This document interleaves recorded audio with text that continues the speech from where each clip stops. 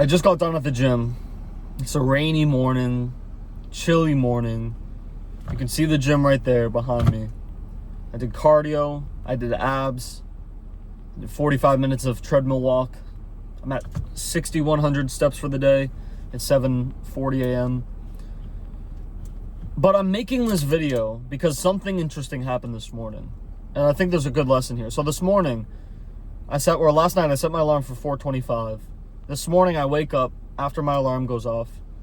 And my normal morning routine is I wake up, I get out of bed, I go to the bathroom, I take a piss, I brush my teeth, I put my contacts in, and I weigh myself. And then I go and if you follow my Instagram, you know I do my push-ups, I take my electrolytes, I hit the gym. Right? But this morning I get up at 4:25, I go into my bathroom, and I'm just so tired.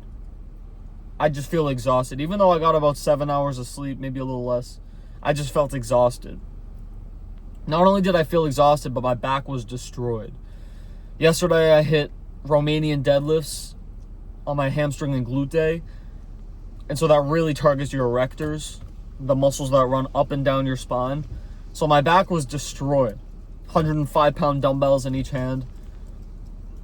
And today was supposed to be a back and chest day. It's what my coach has me on.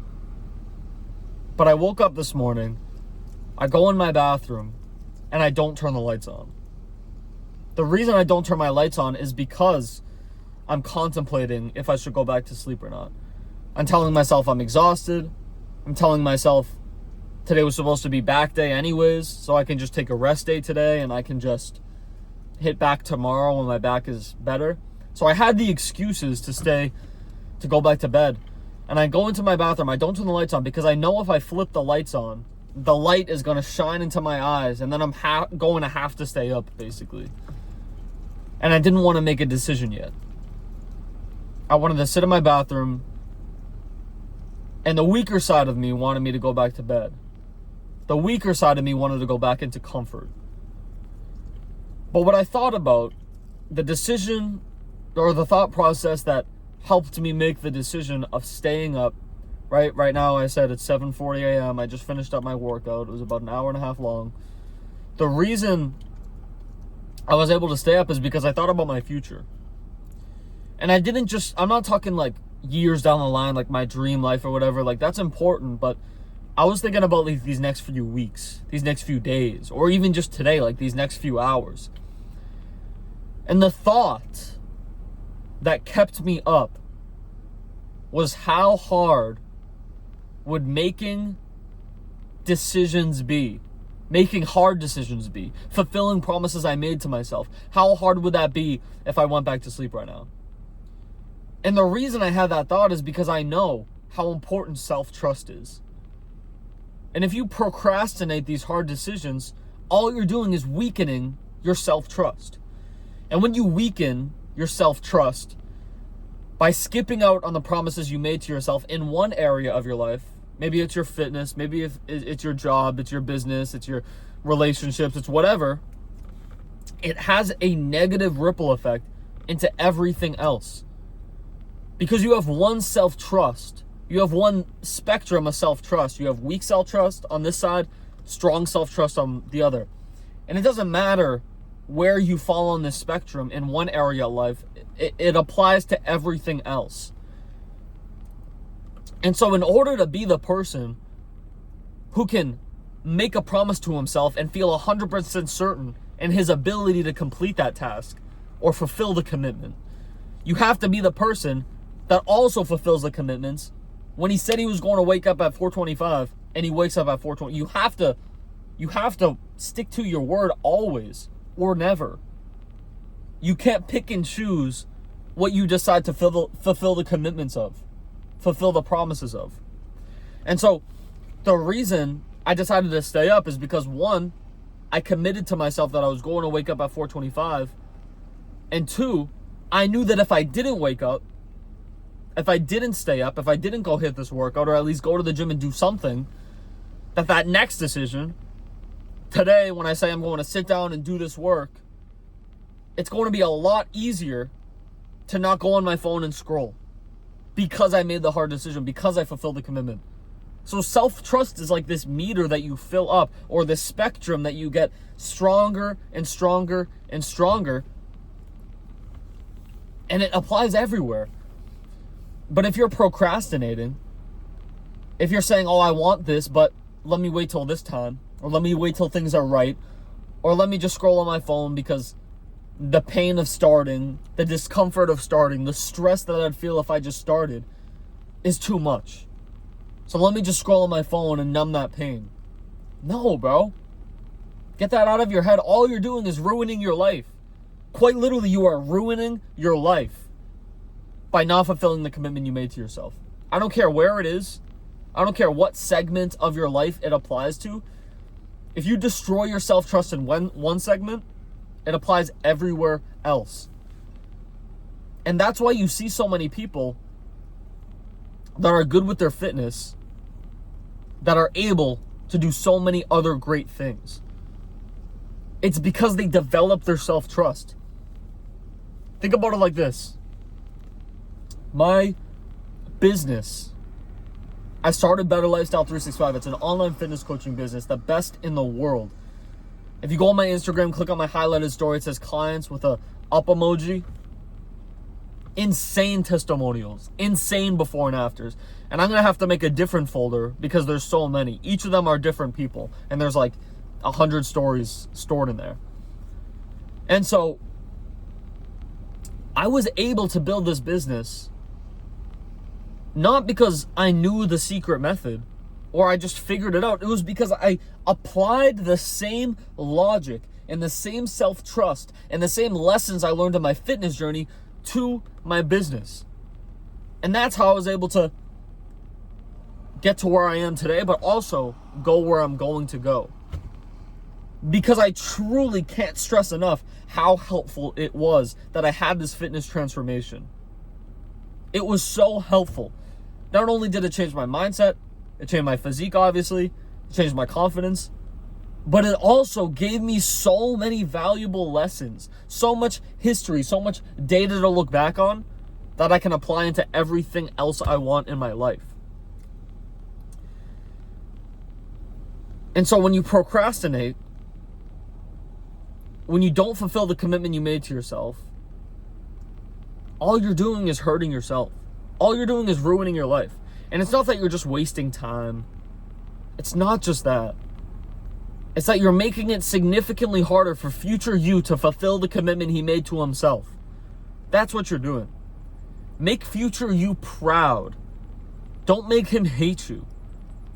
But if you tell yourself, I'm going to wake up at this time, and you don't wake up at that time. If you tell yourself, I'm going to hit the gym today, and you don't hit the gym that day, all you're doing is making future you hate you. Because future you is looking back and saying, bro, now I'm having to complete these tasks, and it's so harder to get myself to stick to it. It's so hard to not indulge in these distractions of scrolling on Instagram, of watching YouTube videos, of constantly getting up and getting food.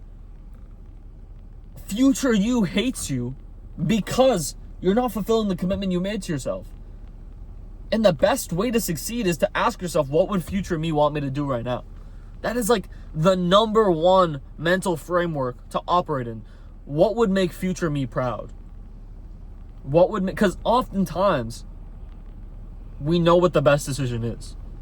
We know what we have to do, but sometimes we just get so clouded by comfort and we're just so stressed and we're in so much pain that the comfort is extremely tempting. Going back to sleep, laying in your nice warm bed, you can lay down, put on the comforter, lay on your pillow, and you just don't have to get out of bed. That's a tempting thought. It tempted me this morning. But I thought about what would future me want. And not future me in a decade, not future me when I'm 55. No. What would me tomorrow want me to do right now? He would want me to get up. Not because I don't care about sleep, not because waking up at 4:25 is so significant. It's because I committed to it. And I have to fulfill the commitment I made to myself, or else that next decision is harder. And I've been through so many periods of life. I've been through so much crap.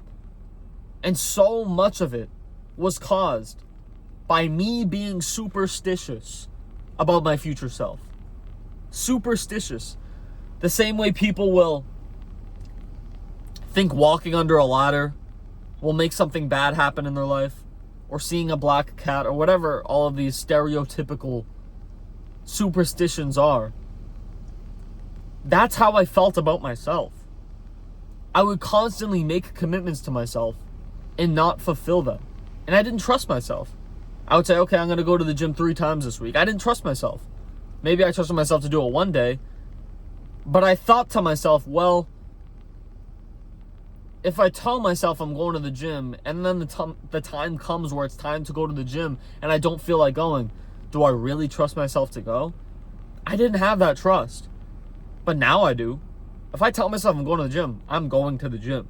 It's honestly not even a chore. Like, I like going. I'm just so obsessed and addicted to the progress that for me, the gym isn't even a good example for this because I just love going. But it is hard to go sometimes, especially when there's moments of weakness where I want to just eat food and lay on my couch or lay in bed and go back to sleep. I don't want to wake up. It's like,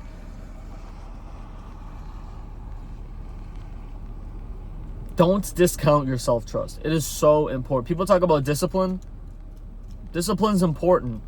But if you don't have self-trust, you'll never accomplish anything. You never will. Self-trust is so important. Imagine how great you could become if you trusted yourself 100%. If you had zero, I'm not talking about even 0.1, 0% chance in your brain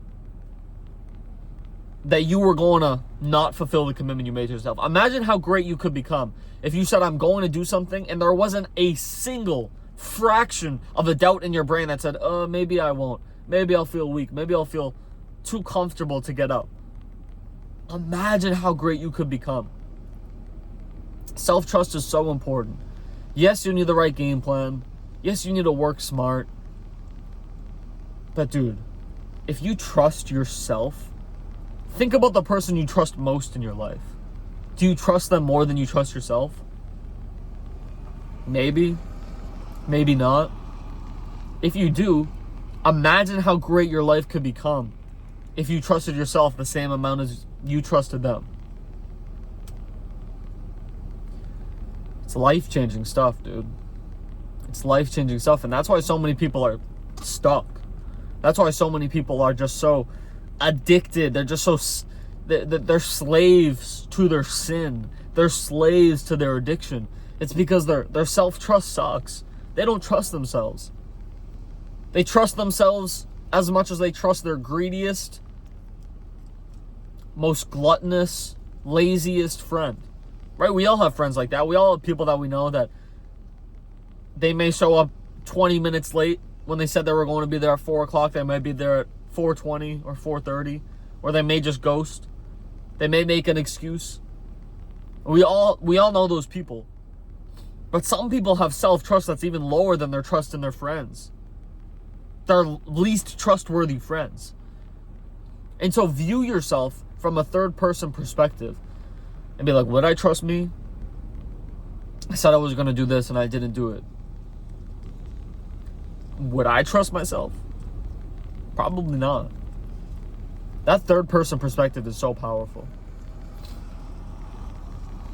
I talk to so many guys. I keep a Calendly link at the bottom of this video, of all my videos, where people hop on a call with me. We build them a game plan. We get them ripped by first changing their mindset, changing their habits, implementing my system into their life, and their physique just, they become unrecognizable. But a lot of them come to me struggling with this very problem. This problem of lacking self-trust. And oftentimes they don't know it initially. We have to discover it after questions. But one of the first things I teach my guys is not to focus on the big picture. You can look at the big picture. You can imagine it every day. But really, you have to focus on the daily tasks.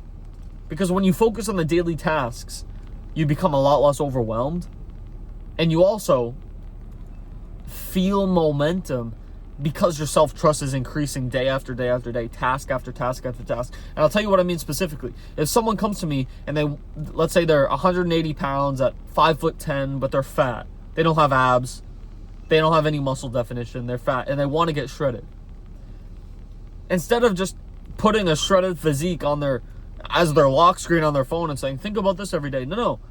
In my app that my clients get, it says, eat this many calories per day, this much protein. They have the grocery list. They know how to do it. Hit this workout today. We're hitting chest and arms. Weigh yourself. And Sundays, track progress pictures. Right? But the point is it's laid out into daily tasks. Because when you focus on the daily tasks, it's like, okay, I just have to focus on these and then the results are guaranteed. The results are inevitable. And I do that intentionally because I want them to understand that the results, that ripped physique, is a lagging indication of the work they do today. They can't control their physique, but they can control the decisions they make today. And their decisions today will sculpt their reality tomorrow, their physique tomorrow. And so this not only gives them that perspective, but it also shows them that they can. It shows them that they don't have to be slaves to their addiction, slaves to their sin. They can just focus on their daily tasks and get their dream life. Because it's like, imagine that. Imagine every day you had 5 tasks to complete. You complete one after another, after another, after another, after another, day after day after day. It's like, bro, if I just did that, if I committed to doing that and I did it, I can do anything. And so that's why I do it. And that's why it's so powerful. That's why it's so life-changing. That's why I have so many client transformations. And listen, I'm still newish to this. I'm still young. But I'm going to get there. I truly believe I have the best online fitness coaching business in the world. And my guys get ripped. And if people come to me, I will get them ripped. I'm 100% confident in my coaching. And the reason I say I'm still young and I'm still newish to this is to explain why the popularity hasn't come yet. But it will. It will. So anyways, guys, have a great rest of your day. Fulfill the commitments you make to yourself. And if you want to work with me, you can book a call with me in the Calendly link in the description. And if you want to follow me on Instagram and see my daily documentation of my life, you can check out my stories at Better Lifestyle 365. Peace out.